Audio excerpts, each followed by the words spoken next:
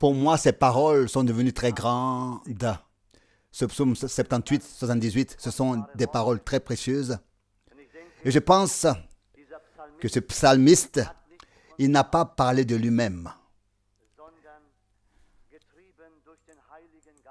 mais que poussé par le Saint-Esprit, c'est l'Esprit de Dieu qui a parlé.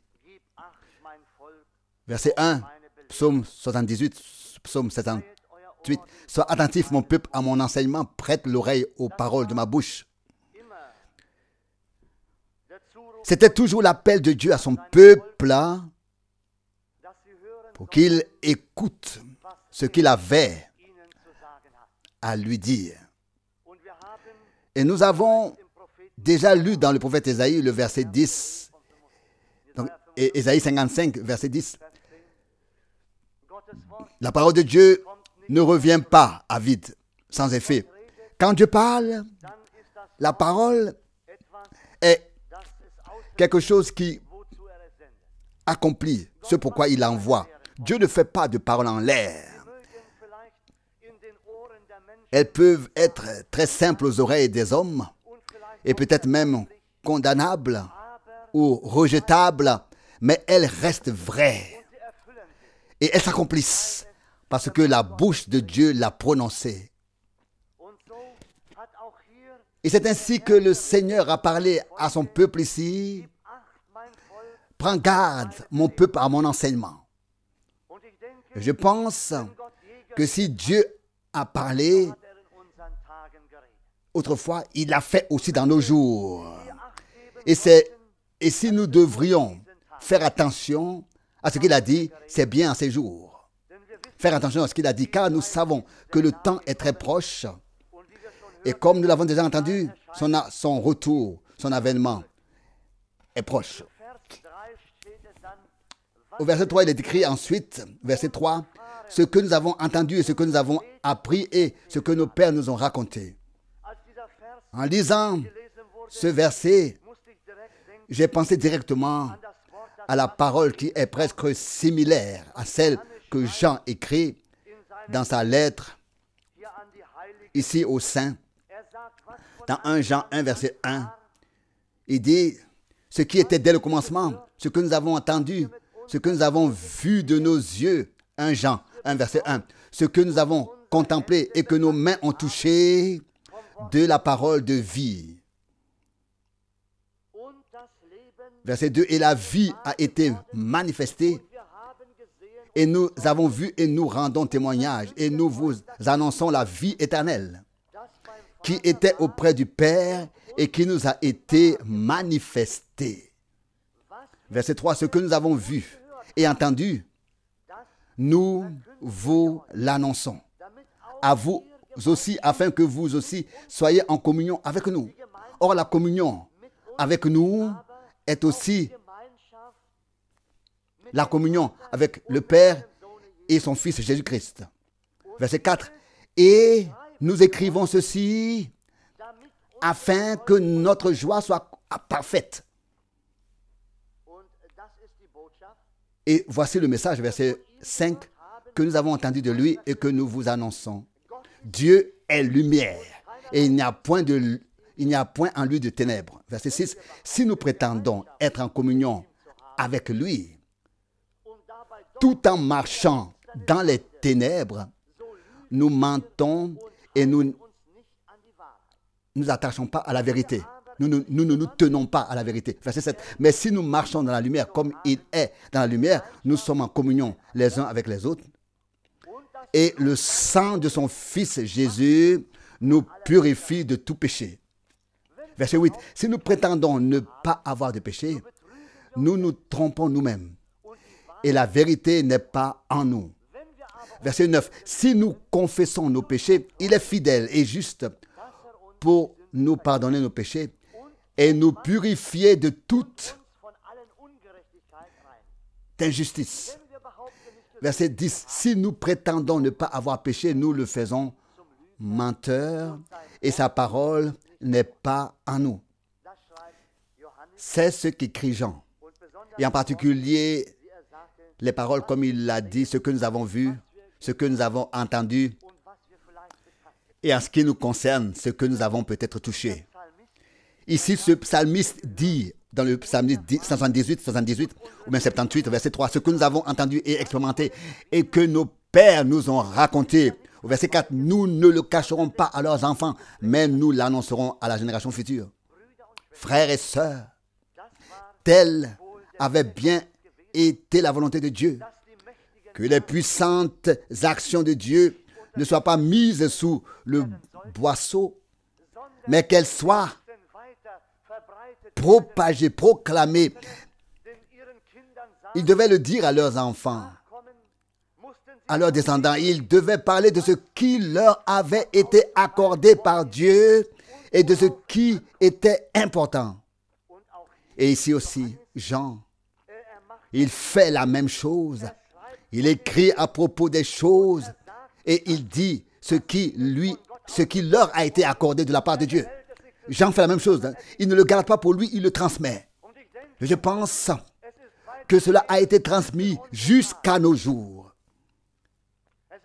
Et ces choses sont là pour nous. Ces choses sont là pour nous. Et c'est pourquoi nous sommes si reconnaissants à Dieu que nous soyons fortifiés par sa parole ce matin encore en levant les yeux vers lui. Oui, c'est cela. Au verset 7, psaume 78, verset 7, pardon. Psaume 78, verset 7. Qu'ils mettent leur confiance en Dieu et n'oublient pas les œuvres de Dieu. Frères et sœurs, je pense que si nous regardons nos journées, dans nos jours, nous ne pouvons que dire, nous aussi, nous pouvons mettre notre confiance en Dieu et nous ne devons pas oublier ce qu'il a fait et ce qu'il fait encore, car je crois qu'il est encore à l'œuvre. Le croyons-nous? Bien sûr, il est encore à l'œuvre. Mais nous devons aussi voir ce qu'il a fait dans le temps passé et nous devons voir ce qu'il fait de nos jours. Car il n'a pas cessé d'agir, mais c'est aussi sa volonté que nous parlions de ces choses, de ces grandes actions qu'il a faites à tous ceux qui sont peut-être encore à l'écart, qui sont encore plus éloignés. Et nous sommes donc heureux et reconnaissants de pouvoir entendre de telles paroles ce matin par grâce. N'est-ce pas merveilleux? Verset 2. J'ouvrirai ma bouche. Ça, c'est le psaume 78, encore le verset 2. J'ouvrirai ma bouche pour parler en proverbe. J'annoncerai des énigmes dès les temps anciens. Oui, c'est une chose merveilleuse. Et nous savons que notre Seigneur est venu et a dit beaucoup de choses en proverbe. Mais vous savez, aux siens, il a dit toute la vérité. Aux autres, il a peut-être parlé en parabole ou en proverbe. Mais aux siens, il a révélé les choses et leur a fait savoir comment elles seraient. Puisse-t-il continuer à être avec nous. Nous, toi et moi, mettons notre confiance, nous voulons mettre notre confiance en lui. Il est devenu pour nous tout en tout. Tout en tout. Qu'il continue à nous bénir. Je voudrais demander à frère Franck de nous adresser encore quelques paroles. S'il te plaît, frère Franck. Loué et remercié soit le Seigneur. Nous avons entendu beaucoup de paroles de Dieu. Un très long psaume dès l'introduction qui en dit long et qui décrit l'histoire d'Israël depuis son commencement jusqu'à David, avec ses hauts et ses bas, avec la foi et l'incrédulité, avec tout ce qui s'est passé. D'une part, l'échec continu des hommes et la fidélité continue de Dieu. Ces choses se trouvent toujours face à face. Et on ne peut que dire, celui qui sera dans la gloire, il y sera par grâce. Il y sera parce que Dieu a eu pitié de lui l'a aimé, l'a fait sortir, l'a appelé à sortir et à devenir sa priorité. Et a fait de lui sa propriété. Et si toi et moi pouvons croire que nous ferons partie de cette foule, nous disons que Dieu nous a fait grâce et que nous serons là à cause de sa miséricorde. Là-bas à cause de sa miséricorde. Maintenant, avant de résumer brièvement ce qui a été dit, je ne voudrais pas manquer de saluer très brièvement notre frère de Salzwedel en RDA et de lui souhaiter la bienvenue parmi nous. Je suis allé le chercher tout à l'heure à la gare et il m'est venu à l'esprit que j'avais lu le nom de Salzwedel à de nombreuses reprises. Nous habitions tout près de la ligne de démarcation. Nous habitions tout près de là et pourtant, d'une certaine manière, bien qu'elle ne soit qu'à 6 km de la frontière, je suppose environ 5 ou 6 km, si je me souviens bien, il y avait quand même une frontière. Et nous étions de ce côté et les gens étaient de l'autre côté. Et quand je regarde en arrière aujourd'hui, on peut se poser la question, pourquoi fallait-il être de ce côté pendant quelques kilomètres et puis la frontière passait déjà. La frontière passait déjà. Alors, quand je me rendais à l'école professionnelle, je me rendais assez souvent à la frontière pour voir, pour regarder de l'autre côté,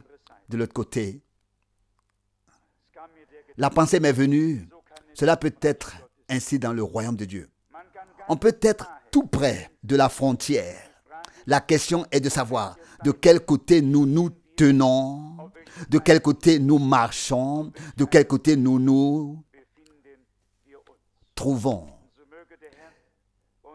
Et que le Seigneur nous fasse la grâce de toujours vouloir être du bon côté.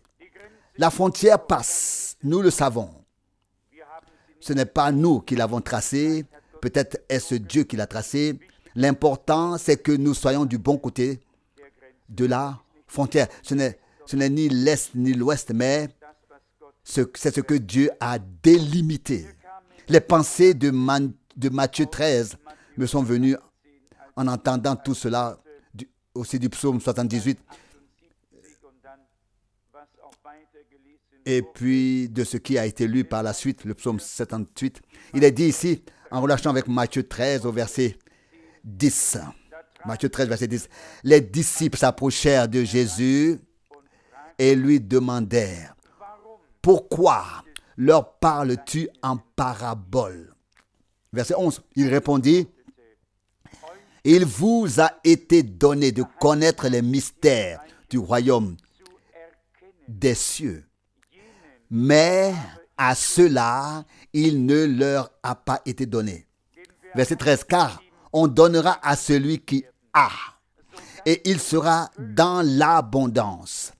Mais à celui qui n'a pas, on ôtera même ce qu'il a. » Verset 13, « C'est pourquoi je leur parle en parabole, parce qu'ils ne voient pas de leurs yeux et qu'ils n'entendent pas de leurs oreilles et qu'ils ne comprennent pas. » Le verset 14, « Ainsi s'accomplit en eux la prophétie d'Ésaïe qui dit, « Vous entendrez toujours et vous ne comprendrez pas, et vous verrez toujours et vous ne reconnaîtrez pas. » Verset 15, « Car le cœur de ce peuple s'est émoussé, leurs oreilles se sont assourdies et ils ont fermé leurs yeux, de peur qu'ils ne voient de leurs yeux, qu'ils n'entendent de leurs oreilles et qu'ils ne comprennent de leur cœur et qu'ils ne se convertissent pour que je les guérisse. » Verset 16, « Mais vos yeux sont bénis parce qu'ils voient et vos oreilles parce qu'elles entendent. » Verset 17, « Car je vous le dis en vérité, beaucoup de prophètes et de justes ont désiré ardemment voir ce que vous voyez et ne l'ont pas vu, et auraient voulu entendre ce que vous entendez et n'ont pas été capables de l'entendre. Totalement incompréhensible pour nous. Et pourtant, la prophétie de l'Écriture devait s'accomplir. Prophétie que le Seigneur, que Dieu le Seigneur, avait prononcée par l'intermédiaire du prophète Ésaïe. Et de cette manière inexplicable, elle s'est accomplie. Le Seigneur a enveloppé la signification et le sens de son discours dans des paraboles. Ils entendaient les paraboles, le sens leur restait caché. C'est ainsi que devait s'accomplir la parole de l'Écriture ou la prophétie du prophète Ésaïe, selon laquelle ils ne verraient pas de leurs yeux, n'entendraient pas de leurs oreilles et ne percevraient pas de leur cœur. Nous dirions presque, oui, n'est-il pas injuste que Dieu cache délibérément quelque chose aux gens pour qu'ils ne le voient pas? Ne laissez pas du tout cette pensée vous pénétrer le cœur. Dieu sait à qui il cache une chose et à qui il doit la révéler. Dieu sait toutes choses. Nous ne pouvons pas le juger. Nous ne pouvons même pas nous juger les uns les autres. Il est à la fois juge et législateur. Donc celui qui donne la loi. Il sait exactement ce qu'il fait. Il est écrit ici, celui qui pense avoir quelque chose se verra encore enlever ce qu'il a. Pour nous, c'est à nouveau incompréhensible que celui qui a reçu si peu se voit encore retirer ce qu'il a reçu. Mais à celui qui a, il sera donné afin qu'il ait l'abondance. Et je pense qu'aujourd'hui, en raison de la remarque, ou plutôt, il y a tant de remarques, si nous voulions écouter ou entrer en matière, nous pourrions perdre l'ouïe et la vue. Mais nous avons en effet prêté l'oreille à ce que l'Esprit dit aux églises. Nous nous sommes préparés à prêter l'oreille aux paroles du Seigneur. On ne peut pas écouter d'une oreille ce que Dieu dit et de l'autre ce que les hommes disent. Ce n'est pas possible. On est alors déchiré intérieurement et on ne sait plus où l'on est, où l'on en est. Mais si l'on prête les deux oreilles d'une pleine écoute au Seigneur, alors nous devons dire, Dieu nous a confié beaucoup de choses et il est dit, à celui qui a, il sera encore ajouté. Mais à celui qui croit avoir, on enlèvera encore ce qu'il croit avoir. Et je ne voudrais en aucun cas faire partie de cela, car ce serait grave. Si un homme pense avoir quelque chose de Dieu et qu'il ne l'a pas, et que même s'il a quelque chose, et que même s'il avait quelque chose, cela lui serait encore enlevé. Oh, quelle tristesse! Il y a là une grande leçon. Dans le royaume de Dieu, personne ne peut se remplir la bouche. Nous dépendons tous de la grâce de notre Dieu, avec tout, du début à la fin. Nous avons été sauvés par la grâce. C'est par grâce, comme nous l'avons entendu hier, que Noé avait construit l'arche, qu'il avait trouvé grâce devant Dieu. Qui étaient tous ces gens à qui Dieu a fait grâce? Des gens à qui il a parlé, des gens comme toi et moi. Et nous l'avons souligné hier soir. Beaucoup ne savaient que ce que Dieu leur avait dit, et ce en un temps donné. Nous, à notre époque, par la grâce de Dieu, nous avons une vision globale. Je ne sais pas si Noé pouvait savoir ce que Dieu avait dit à Abraham ou inversement.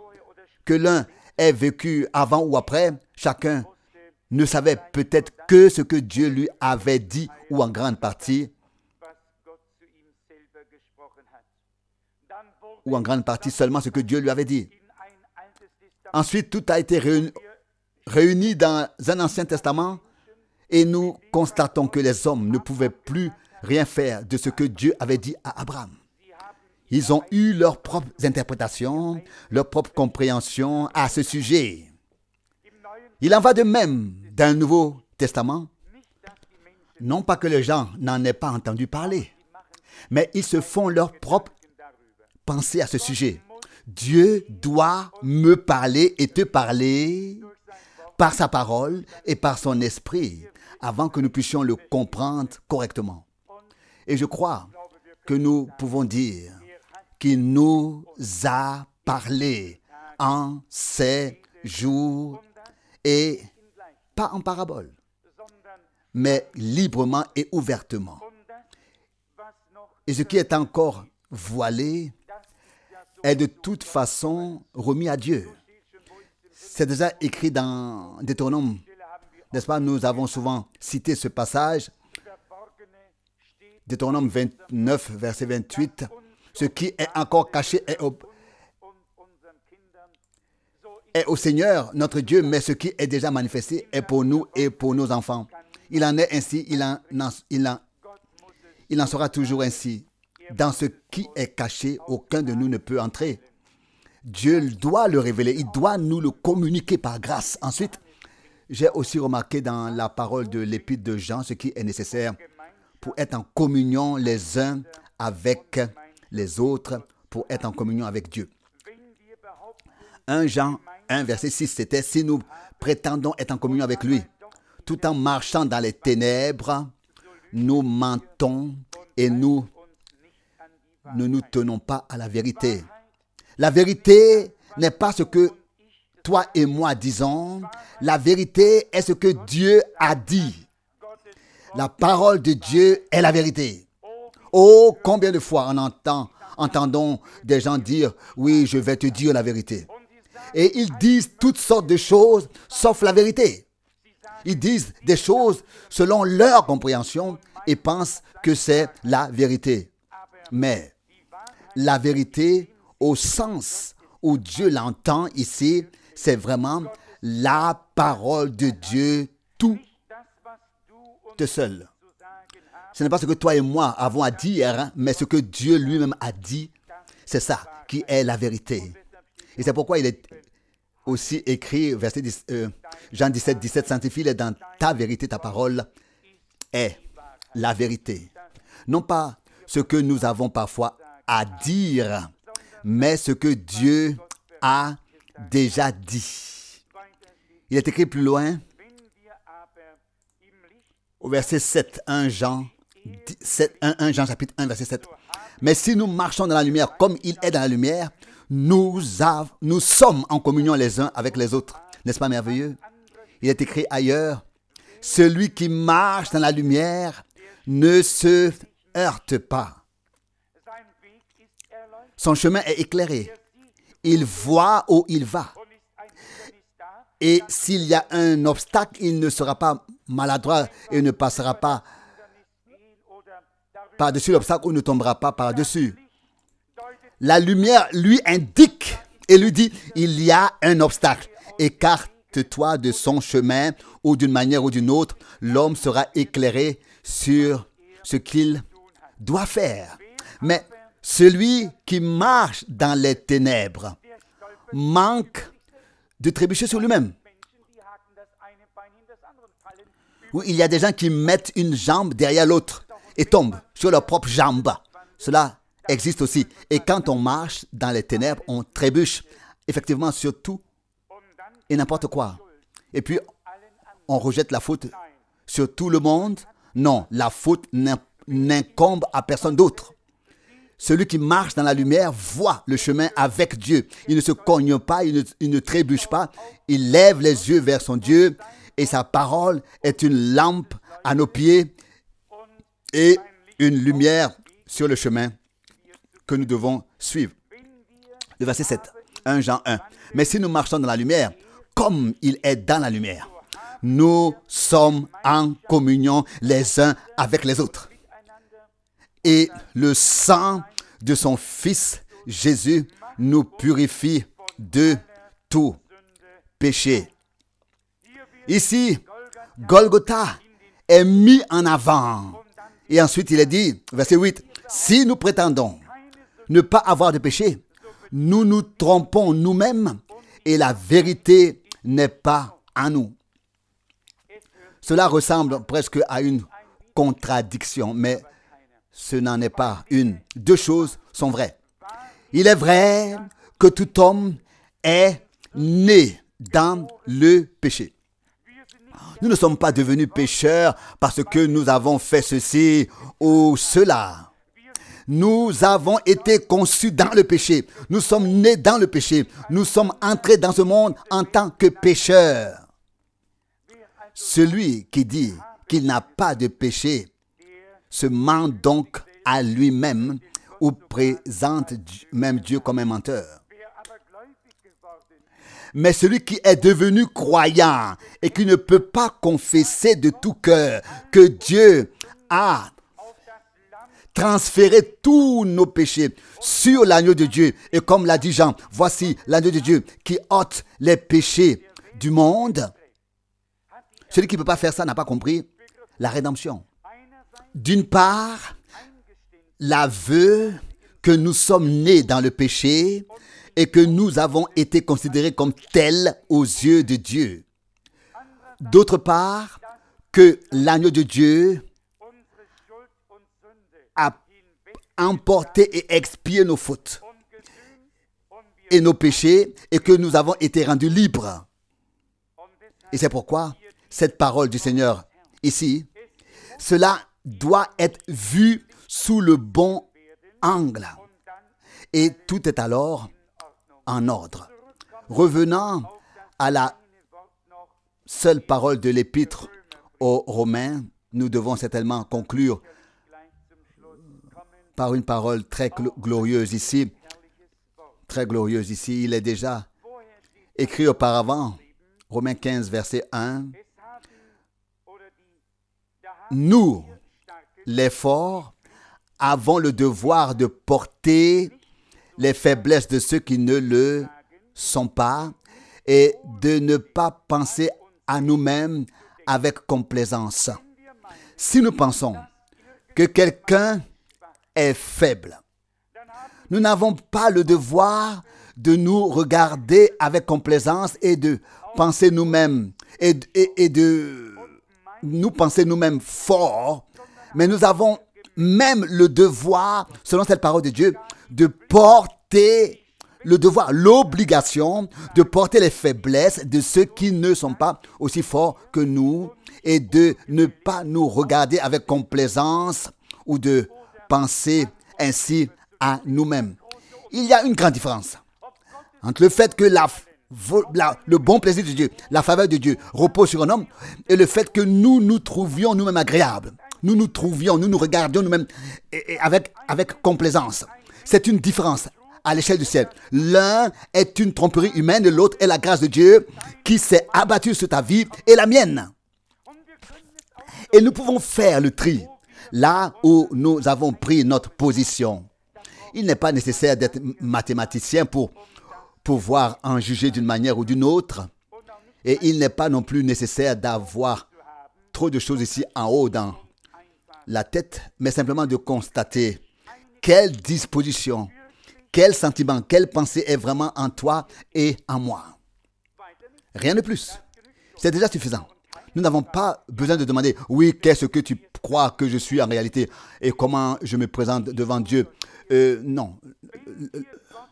Dans quel état je suis devant Dieu? Non. Lorsque nous lisons la parole de Dieu ici, relisons donc ce verset 1, verset 1, Romains 15, pardon. Nous les forts avons le devoir de porter les faiblesses de ceux qui ne le sont pas et de ne pas penser agréablement à nous-mêmes. On peut donc penser à ce que les hommes appellent faiblesse ou même au-delà et se regarder avec complaisance et mépriser l'autre au point de presque de presque réaliser la parole du Seigneur qui se référait à lui-même. Il était le plus méprisé des enfants des hommes. Et cela a frappé notre maître de plein fouet. Il était le plus fêté, le plus grand. Toute l'affluence des milliers et des milliers était là.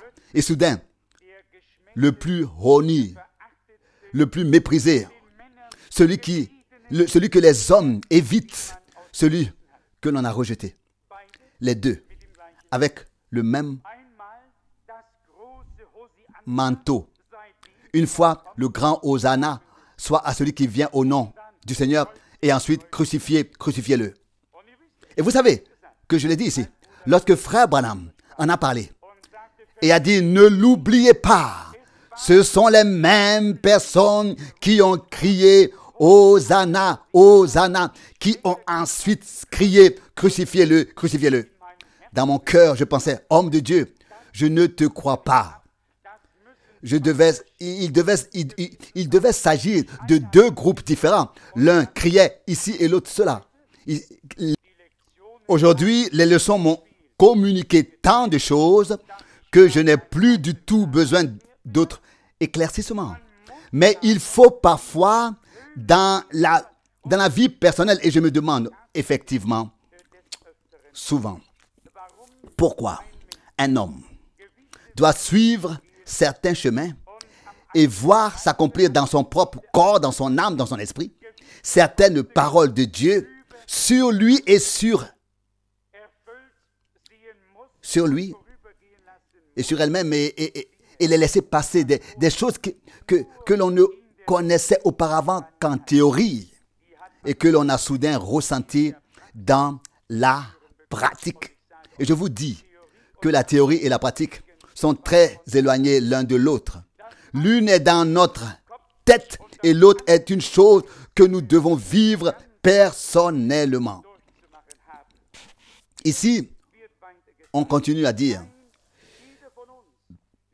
au verset de Romains 15, non, que chacun de nous vive pour plaire à son prochain, pour son bien, pour son édification. Pour son édification. Verset 3, car Christ aussi n'a pas vécu pour se plaire à lui-même, mais comme il est écrit, les outrages de ceux qui t'insultent sont tombés sur moi. Ici, il a fait tomber sur le Christ tous ceux qui ont insulté Dieu. Ils n'ont même pas pu le comprendre que leurs insultes sont tombées sur Christ. Mais c'est bien ce qui est écrit ici. Le psaume 69, verset 10 est donné ici. Le psaume 69, verset 10 est à nouveau cité ici et il fallait que cela s'accomplisse. Puis nous poursuivons la lecture. Verset 4, Romains 15. Ainsi, tout ce qui a été écrit avant les temps a été écrit pour nous, pour notre instruction, afin que nous maintenions l'espérance par la persévérance et la consolation que l'Écriture nous donne.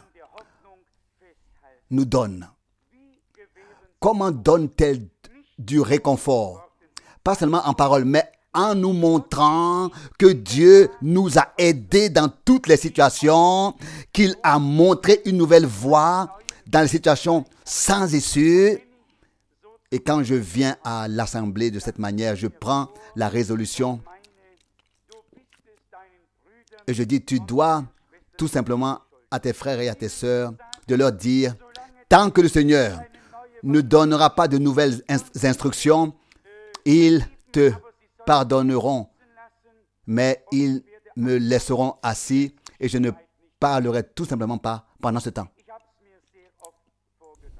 Je me suis très souvent promis de le faire, encore et encore. Mais ensuite, je réfléchis à tous les biens précieux que Dieu nous a accordés par grâce. Et si nous ne vivons pas ici en ce moment quelque chose qui bouleverse le monde, nous nous réjouissons de ce que Dieu a déjà donné et offert. Et comme Pierre l'a dit, c'est en répétant qu'il voulait tenir les esprits éveillés à tout ce que Dieu a dit par les saints prophètes et apôtres. Si nous n'avons rien d'autre à montrer, nous pouvons nous contenter pour le moment de nous réjouir de ce que Dieu a fait et de mettre toujours au centre de nos préoccupations ses discours, ses paroles, ses révélations, comme il a été dit dans le psaume, qu'elles devaient être annoncées aux générations futures. Dieu a fait de grandes choses. Parfois, frère Branham dit, je dois me retirer. Je dois rester silencieux pendant un certain temps et ensuite je me manifesterai à nouveau. À un moment donné, il dit, je vais me laisser pousser une longue barbe et je vais devenir un guide touristique là-bas dans cette région à l'Alaska. Et si Dieu m'appelle, alors je serai immédiatement sur place. Mais il n'y est pas parvenu. Il a voulu le faire à plusieurs reprises, mais il s'est retrouvé dans la même situation que le prophète Jérémie. Quand j'ai pris la résolution de ne plus parler, cela a brûlé comme un feu dans mes os et je n'ai pas pu m'empêcher de parler de ce que Dieu a fait. Jérémie 20, verset 9. Je me surprends en effet à être très, si vous saviez, c'est bien que vous ne sachiez pas tout. Vous en savez peut-être déjà trop, mais vous ne savez pas tout. Et c'est ainsi que sont certaines choses que l'on doit traverser. Et comme j'aimerais aller quelque part où personne ne me voit, où personne ne m'entend, et attendre de voir si Dieu a un ordre à me donner. Une instruction. Et pourtant, je le décide si souvent et je ne peux pas le réaliser. Je ne sais pas ce que Dieu a prévu. Je sais une chose. Ce n'est pas ma volonté qui sera faite, mais la sienne, car il ne s'agit pas de ma cause ou bien de ma chose, mais il s'agit de l'œuvre de Dieu, de la chose de Dieu. Et avant de nous lancer dans telle ou telle chose, attendons et contemplons tranquillement les choses que Dieu nous a données et confiées. Et lorsque Dieu commencera à agir, lorsque la colonne de feu se lèvera, alors il sera encore temps pour nous de nous mettre en route et de suivre la colonne de feu pour voir ce que Dieu continuera à faire. Toute action personnelle sera de toute façon punie ce jour-là, car elles auraient été un obstacle à l'action de Dieu, à l'œuvre de Dieu. Si l'activité humaine dans le royaume de Dieu n'était pas un obstacle pour Dieu, chacun pourrait faire ce qu'il veut. Mais parce que l'action humaine s'oppose à l'action de Dieu, elle est un obstacle. Nous devons attendre que Dieu fasse quelque chose et c'est alors que cela est bien fait. Il est dit ici, au verset 7, Romains 15, accueillez-vous donc les uns les autres avec amour comme Christ nous a accueillis pour la gloire de Dieu. Comment est-ce que Christ nous a acceptés, toi et moi, comme nous étions à l'extérieur, à l'intérieur et tout le reste. Pas un seul ne peut ajouter une coudée à sa taille ou enfin en largeur. Chacun peut régler cela lui-même. Mais vous savez ce que je veux dire. La parole de Dieu le dit clairement. Personne ne peut ajouter quoi que ce soit à sa vie, pas même une coudée. Tout a déjà été arrangé par Dieu. Dieu nous a acceptés en Christ tel que nous étions. Et c'est ainsi que nous devons nous accepter les uns les autres par Jésus-Christ, notre Seigneur. Si nous voulons d'abord examiner et corriger tout le monde, nous n'aurons plus le temps de penser à nous-mêmes, n'est-ce pas? Et nous ne parviendrons pas à être prêts nous-mêmes quand le Seigneur viendra. Accueillons-nous les uns les autres comme Dieu nous a accueillis en Christ. Et alors tout ira bien. Peut-être que je vous pourrais encore rapidement citer ce psaume 78 qui m'a particulièrement touché le cœur. C'est en effet l'une des pensées que je dois exprimer dans cette lettre séculaire, notamment en ce qui concerne ces mystères et le langage énigmatique du Seigneur. Lorsqu'il est dit ici au verset 1, « Sois attentif, mon peuple, à mon enseignement. prête l'oreille aux paroles de ma bouche. Et qu'est-ce qui vient ensuite? Puis viennent les proverbes, puis les énigmes. Et ils entendent et ne comprennent pas. Ils perçoivent et ne comprennent pas.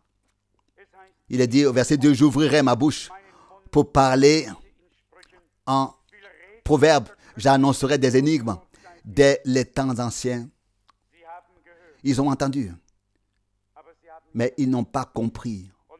Et il faut laisser ce qui est enveloppé d'énigmes jusqu'à ce que le temps soit venu où il plaira à Dieu lui-même de révéler et de faire connaître ce dont il s'agit.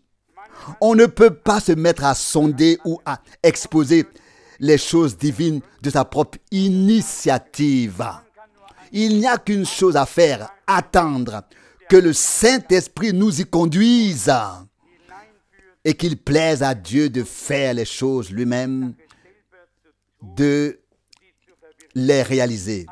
Il n'y a pas d'autre moyen.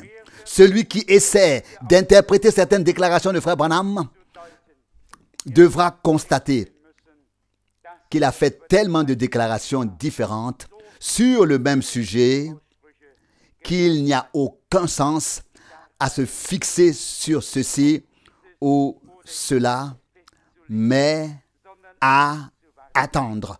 Oui, il a dû agir ainsi pour que les hommes soient confondus avec leurs propres interprétations et qu'il reste finalement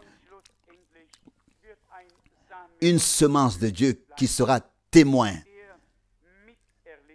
de ce que Dieu fera à la fin du temps de grâce.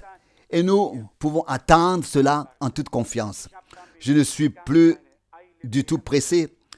La hâte n'est que pour le salut de l'âme, le salut des âmes, salut des âmes. Hâte-toi de sauver ton âme. Et lorsque l'âme est sauvée, alors plus aucun homme n'a besoin de se presser. Alors nous n'avons plus qu'à attendre, à marcher avec Dieu et à être disposés intérieurement à ce que Dieu veut offrir. Il est dit ici au verset 7. Psaume 78, psaume 78, verset 7, qu'ils mettent leur confiance en Dieu, qu'ils n'oublient pas les actes de Dieu et qu'ils observent ses commandements. Ils devaient informer la postérité, instruire les enfants qui naîtraient d'eux et leur raconter qu'ils avaient mis leur confiance en Dieu et qu'ils n'avaient pas oublié les actes de Dieu. Oui, il a tout fait au milieu de leur camp, là où ils habitaient. Il a fait tomber la nourriture. Il a envoyé seulement un vent d'est et il a apporté tout ce dont ils avaient besoin. Il est dit ici au verset 25, ils mangèrent tous des aliments angéliques et il leur envoya des aliments de voyage pour les rassasier. Au verset 26, il fit venir le vent d'est dans le ciel et par sa force, il fit venir le vent du sud. Verset 27, il fit pleuvoir sur eux de la viande comme de la poussière et des oiseaux légers comme le sable de la mer. Imaginez qu'au milieu de leur campement tombèrent non seulement la manne, mais aussi des oiseaux. Il y avait de la viande. Le plumage était encore là. Ils pouvaient le prendre frais et le préparer. Le plumage était encore là. Avec Dieu, tout est possible. Quand il dit maintenant 1 million de ceci ou de cela doit naître, l'instant d'après, c'est là. Et s'il dit que le vent le fasse descendre ici dans la couche, dans le camp, le vent d'est et le vent du sud arrivent, rassemblent la chose et la voilà qui tombe au bon endroit. Notre Dieu a toutes les possibilités qu'un homme ne peut imaginer et ne peut pas imaginer. Nous ne pouvons pas du tout comprendre et mesurer tout ce qu'il est capable de faire. Exprimons-lui à nouveau notre confiance et qu'il ne nous arrive pas ce qui est écrit ici. Mais ils lui ont menti de leur bouche et lui ont menti de leur langue. Verset 37, car Leur cœur ne s'est pas attaché à lui. Ils n'ont pas été fidèles à son alliance. Verset 37. Que cette parole ne s'accomplisse en aucun de nous, en aucun de ceux qui aiment Dieu. Que nous ne disions pas quelque chose de notre bouche et que nous ne proférions pas un mensonge avec notre langue. Si nous disons au Dieu, je t'aime, que ce soit vrai. Et savez-vous, quand est-ce que c'est vrai? C'est vrai quand cela correspond à la parole. Si tu veux aimer Dieu, que tu ne vois pas, comment peut-il le faire? Comment peux-tu le faire? Si tu n'aimes pas ton frère que tu peux voir. 1 Jean 4, verset 20. Un homme peut 100 fois, il peut dire à genoux, en se tenant debout, en se couchant, il peut aussi se tenir la tête et dire, oh Dieu, je t'aime. Et s'il n'aime pas son frère, il est un menteur. Et sa langue l'a trompé, son cœur l'a dupé. L'a dupé. Il ne sait pas en fait ce qu'il dit. Il se ment à lui-même. Personne ne peut mentir à Dieu, car Dieu ne voit pas seulement les paroles qu'il entend, mais aussi les pensées des cœurs. Verset 36. Mais ils lui ont menti de leur bouche et lui ont menti de leur langue. Verset 37. Car leur cœur ne s'est pas attaché à lui et ils n'ont pas été fidèles à son alliance. Dieu a conclu une alliance avec nous sur la croix à Golgotha. Tout homme qui a été entraîné dans cette alliance ne peut que revendiquer cette conclusion divine de l'alliance.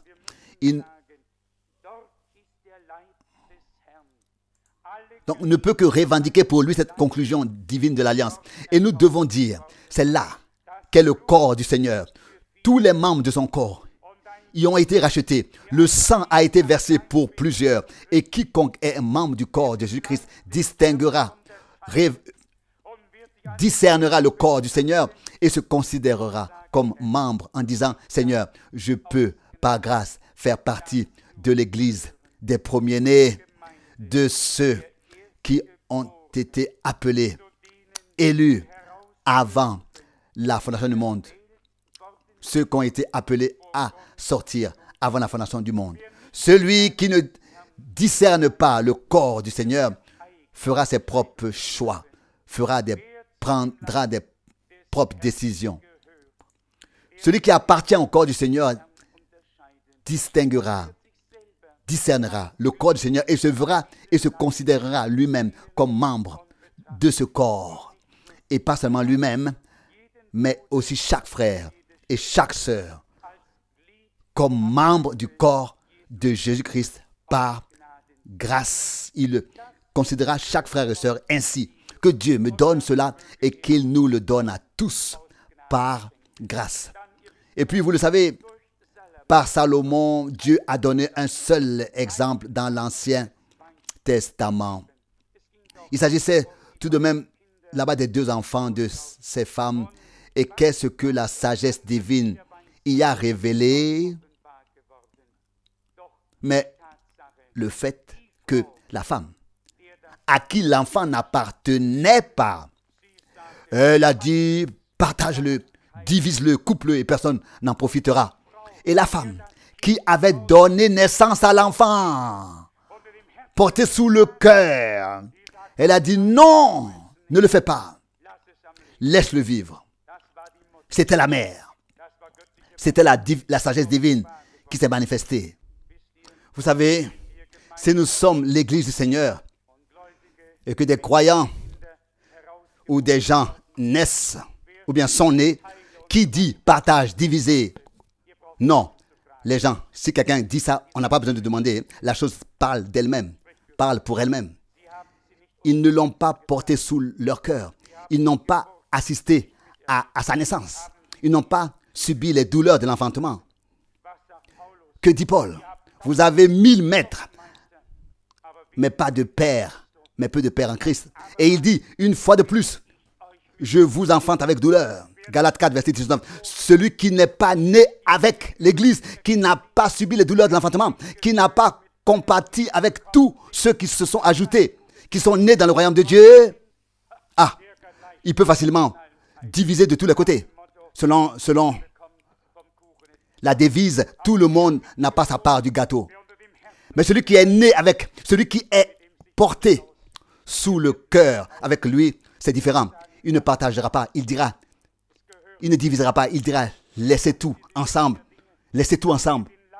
Comprenez-vous le sens des choses que nous devons discerner le corps du Seigneur? Cette femme savait discerner et savait, j'ai porté l'enfant sous mon cœur. Que la femme l'ait, si seulement l'enfant reste en vie, qu'elle puisse le prendre. C'est là que la sagesse divine s'est manifestée. Oh, je vous le dis, celui qui porte le royaume de Dieu sur son cœur, qui est dans le royaume de Dieu et qui y a part, il ne peut pas traiter les choses à la légère. Il ne peut pas traiter les choses à la légère. Pour lui, c'est une affaire entre la vie et la mort. Et il dit non, ne divisez pas. Laissez les choses tout entières ensemble, car je les ai portées sous mon cœur. Oh, que Dieu veuille nous aider à porter vraiment dans notre cœur, par grâce, cet amour intime, opéré par l'Esprit. Cet amour profond, opéré par l'Esprit. Que ce soit notre souhait et notre prière à tous. Amen. Levons-nous pour prier. Seigneur, nous te remercions pour ta sainte et précieuse parole. Nous te remercions pour ta grâce qui nous a portés jusqu'à cette heure et jusqu'à cet instant. Seigneur, nous t'apportons aussi les requêtes de Sœur Bock du sud de l'Allemagne. Que tu puisses aider, que tu puisses intervenir, ô Seigneur. Seigneur, nous savons que tu sais ce qui est nécessaire, ô Dieu. Et c'est pourquoi nous levons les yeux vers toi en ce moment, Seigneur, et te prions, Seigneur. Aide, Seigneur. Sauve, Seigneur. Délivre, Seigneur. Bénis, ô Dieu, tu sais ce qui est nécessaire. À cause de ton saint nom, loué sois-tu, Seigneur, également pour cette heure de grâce, pour la bénédiction que nous avons pu recevoir par grâce. Alléluia. Continue d'être avec nous. C'est notre prière profonde au nom de Jésus. Amen.